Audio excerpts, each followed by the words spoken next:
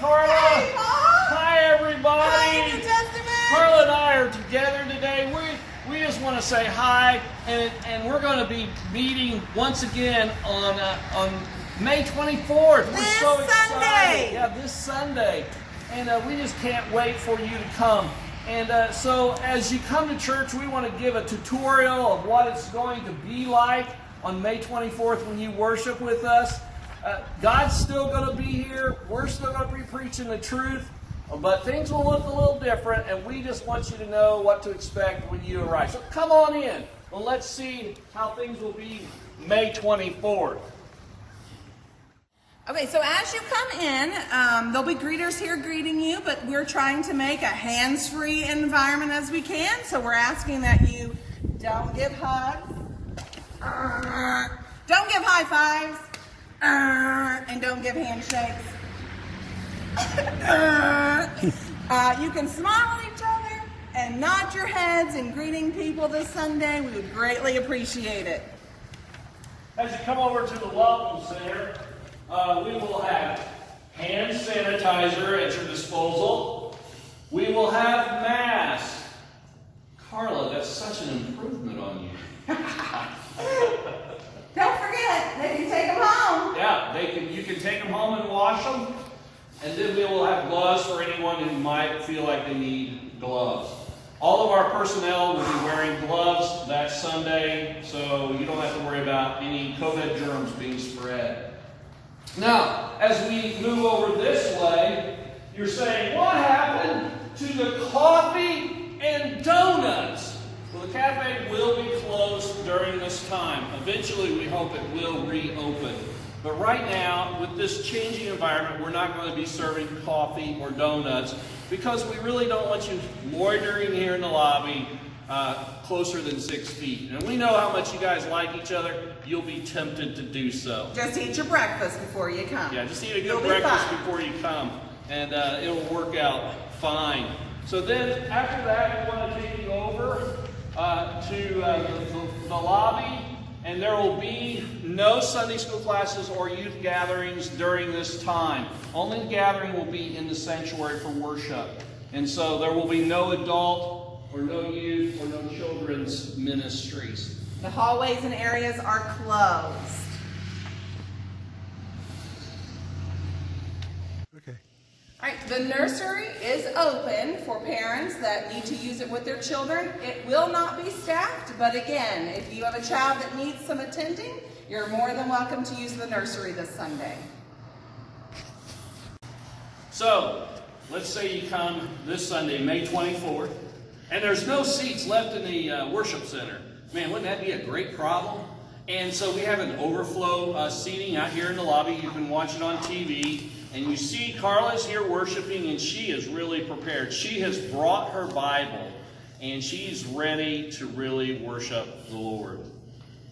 So Carla, as we enter the sanctuary, the doors are already going to be propped open. You don't have to touch the doors. Once again, hands free.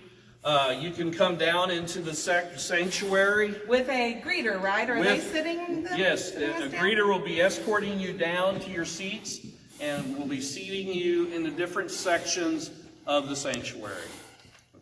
So as the greeter seats you in the sanctuary, we do ask that you do one thing, not move the chairs around. They're spaced out for a reason. And if you do need a chair or another seat, our guest service people will assist you in that. So the biggest difference you're going to encounter, really, besides the mask and the gloves and the social distancing, is that when you enter worship and we prepare for communion, and as you know, our church takes communion very seriously.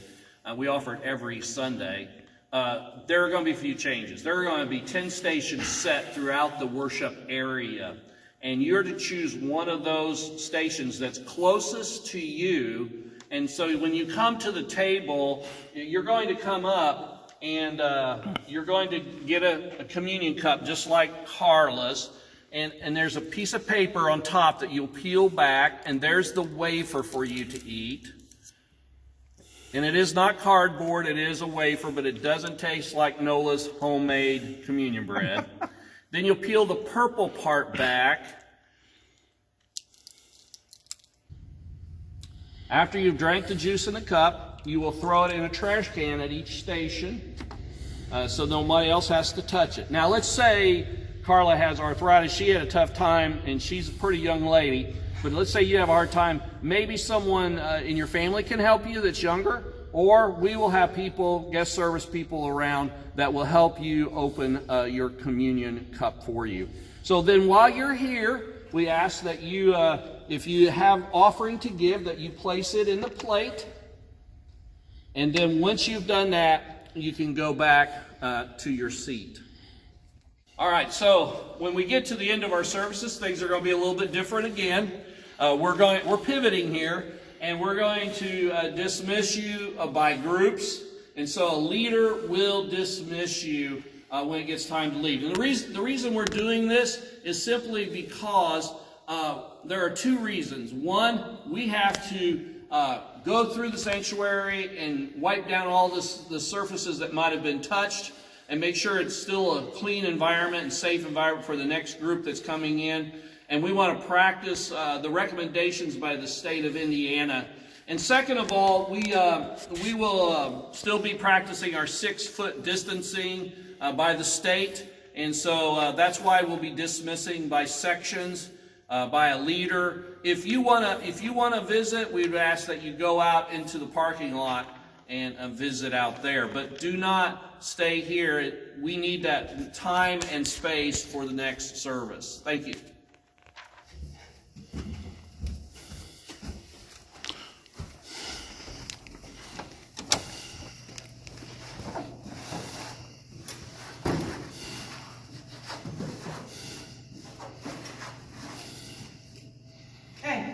So after you leave the worship center, you come back out here. If you want to socialize, we just ask that you practice 6-foot distancing socialization. You can stand out here and talk as long as you want.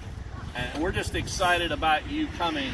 A recent study just showed that, a lot of times when people gather together now, 44% of their conversations are about the COVID-19. As you come and worship with us Sunday, we don't want to focus on a pandemic. We want to focus on the power of Christ and what He can do and how He can transform our lives. We want to be unified in Christ and what He can do during this time and into the future. And so we are just so excited that we're able to come back and begin to worship. And we are excited about you being here May 24th. Can't wait to see you. Can't wait to see you. Bye. Bye.